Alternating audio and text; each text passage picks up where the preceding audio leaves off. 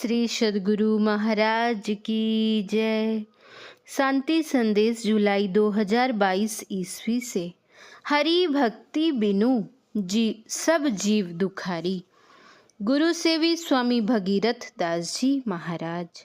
सम्माननीय साधु समाज, धर्म प्रेमी सज्जनों, माताओं एवं बहनों, गोस्वामी तुलसीदास जी ने लिखा है, धनहीन कहे धनवान सुखी, धनवान कहे सुख राजा को भारी, राजा कहे चक्रवर्ती सुखी, चक्रवर्ती कहे सुख इंद्र को भारी, इंद्र कहे चतुरानन सुखी, चतुरानन कहे सुख विष्णु को भारी, तुलसीदास विचारी कहे हरि भक्ति बिनु सब जीव दुखारी। इस संसार में जितने भी लोग हैं, स्वर्ग में जितने भी देव देवियां हैं, सब के सब दुख में पड़े हैं। देव दनुज, मुनि नाग मनुज, सब माया विवश बेचारे, सब माया के वश में पड़े हुए हैं, आवागमन के चक्र में पड़े हुए हैं। संत कबीर साहब निर्भीक संत थे। इन्होंने कहा है, ब्रह्मा विष्णु महेश्वर कहिए, इन सिर लागा काई, इन्हु भरोसे मत कोई रहियो, इन्हु न मुक्ति पाई। पूज्य गुरुदेव महर्षि मेही परमहंस जी महाराज की वाणी में है, सातों स्वर्ग हूँ केर निवासी, दिव्य देव सब अमित विलासी, कोई न स्थिर सब ही बटोही, सत्य शांति एक स्थिर वो ही। महर्षि में ही पदावली। आवागमन के चक्र में जीव को बड़ा कष्ट होता है। संसार में आना, कुछ दिन ठहरना, फिर चला जाना, इसमें जीव को बड़ा कष्ट होता है। अगर इन कष्टों से बचना चाहते हैं तो उन्हें एक परमात्मा की भक्ति करनी होगी। परमात्मा की भक्ति करने से वासनाओं की समाप्ति होती है। गोस्वामी तुलसीदास जी ने रामचरितमानस में लिखा है, राम भजन बिनु मिटहि की कामा, थल विहीन तरु कबहु की जामा। यही वासना जीव को नीचे की योनियों में ले जाती है। वासना की समाप्ति एक ईश्वर की भक्ति के बिना संभव नहीं है। एक बार भगवान श्री राम और वशिष्ठ मुनि बैठे हुए थे।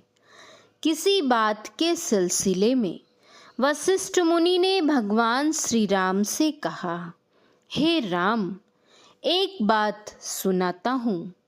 आपके पूर्वज राजा दिलीप के दरबार में एक करामात दिखाने वाला व्यक्ति आया। उसने राजा दिलीप से कहा, मैं अपनी एक करामात दिखाने आया हूँ। राजा दिलीप ने पूछा, क्या करामात दिखाओगे? उसने कहा, आप एक गड्ढा खुदवा दें, मैं उसमें बैठ जाऊंगा।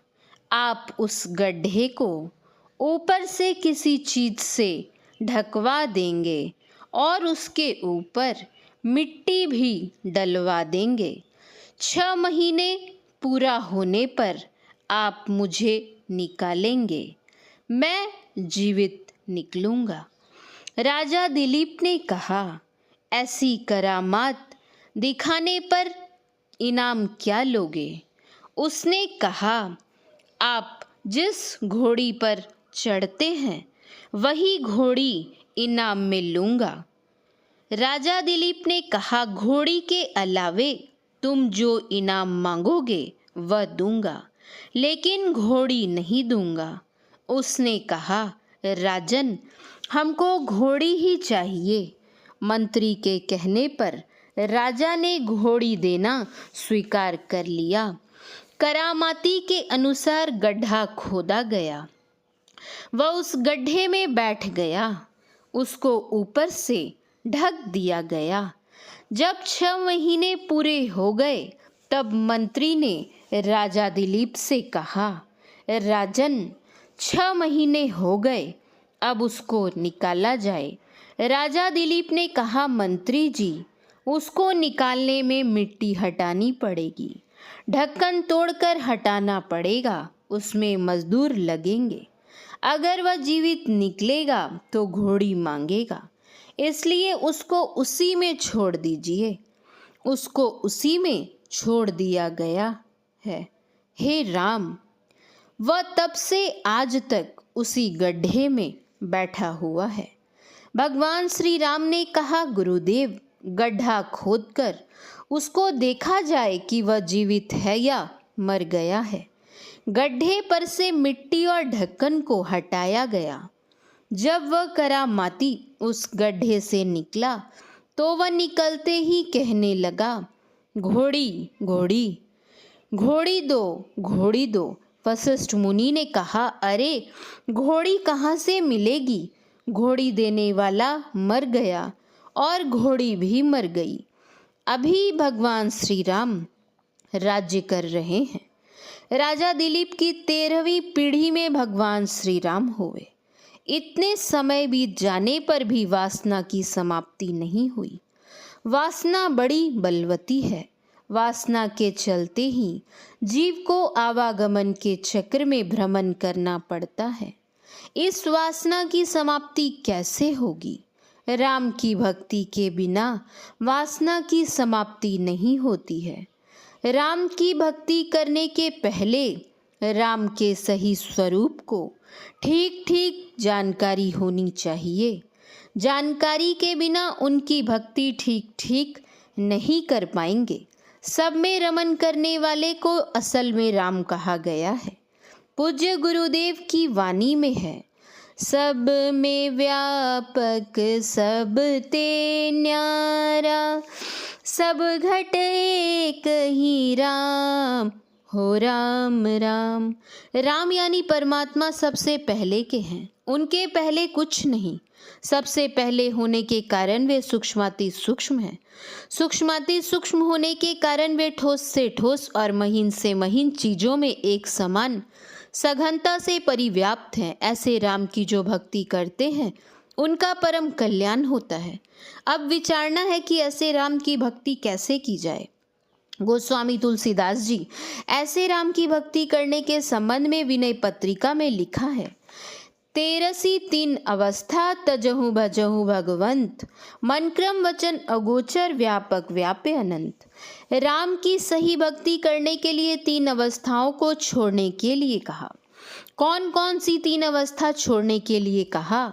अगर कोई बचपन, किशोर और जवानी का अर्थ लगाएंगे तो यह सटीक नहीं होगा, क्योंकि चौथी अवस्था वृद्धावस्था में भक्ति करने की शक्ति शरीर में नहीं रहती है।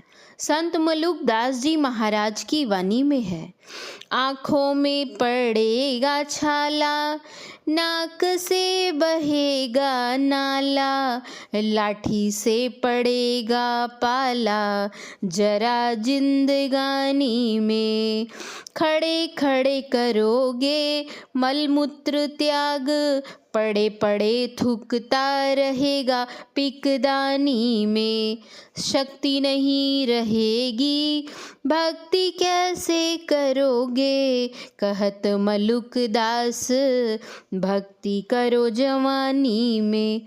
यहाँ पर 3 अवस्था से मतलब है जागृत, स्वप्न और सुसुप्ति अवस्थाओं से। जागृत अवस्था में हम जीव आँख के दोनों भावों के बीच में, स्वप्न में कंठ में और गहरी नींद की अवस्था में हृदय में रहते हैं। परमात्मा या अल्लाह या खुदा, जो सबसे पहले के हैं और सब में रहकर सबसे बाहर भी रहते हैं, उनकी सही भक्ति करने के लिए अगर आप चाहते हैं तो आपको गहरी नींद यानी सुसुप्ति की अवस्था, कंठ यानी स्वप्न की अवस्था, दोनों बाहों के बीच यानी जागृत अवस्था को त्याग कर चौथी अवस्था यानी तुरीय की अवस्था में प्रवेश करना होगा। तुरीय अवस्था का प्रारंभ आज्ञा चक्र से और उसकी समाप्ति कैवल्य अवस्था में है। तुरीय अवस्था में प्रवेश करने के लिए जागृत अवस्था में अपना सिमटाव करना होता है। इसके लिए पहले पीठ की रीढ़, गर्दन और सिर को सीधा रखकर बिना हिले डुले परमात्मा के बहुत से नामों में एक नाम का मानस जप और श्रद्धा विश्वास तथा धैर्य के साथ जपना होगा। इसके बाद नाम संबंधी रूप का मानस ध्यान करना होगा या गुरु के बताए हुए रूप का मानस ध्यान करना होगा। इन दोनों क्रियाओं को खूब मुस्तैदी के साथ करने के पश्चात गुरु के निर्देशानुसार आंख बंद करने पर जो अंधकार दिखाई पड़ता है, उसी अंधकार में गुरु के बताए निशाने पर एक टक से देर तक देखना होगा। इसी को शून्य ध्यान यानी दृष्टि योग की क्रिया कहते हैं। इस क्रिया की सफलता में तुरीय अवस्था में प्रवेश हो जाता है। यहीं से जीव का जगना प्रारंभ हो जाता है। दूसरा जगना त्रिकुटी में और तीसरा जगना सार शब्द की प्राप्ति में है। इसी जगने में जीव की आत्मदृष्टि खुलती है और अपना तथा अपने अंशी परमात्मा का दर्शन करता है। तब जीव का कल्याण हो जाता है। इस तरह की साधना में वही व्यक्ति सफल हो सकते हैं जो हर क्षण अपने को वैराग्य की स्थिति में रखने का प्रयास करते हैं। वैराग्य यह कि हम इस संसार में अकेले आए हैं और अकेले चले जाएंगे। कुछ भी साथ नहीं लाए थे और कुछ भी साथ नहीं ले जा सकेंगे। प्रिय से प्रिय वस्तु से संबंध विच्छेद हो जाएगा आदि। इस तरह जो अपने विचार से अपने को वैराग्य में रखते हैं, वे अंत साधना से अपने अंदर प्रवेश कर अपना परम कल्याण कर पाते हैं। इसकी जानकारी सत्संग से होती है, इसलिए हम लोगों को सत्संग करते रहना चाहिए। श्री सद्गुरु महाराज की जय।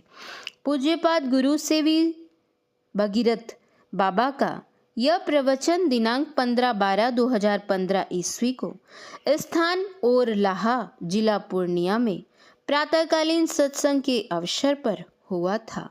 श्री सद्गुरु महाराज की जय। श्री सद्गुरु महाराज की जय। श्री सद्गुरु महाराज की जय।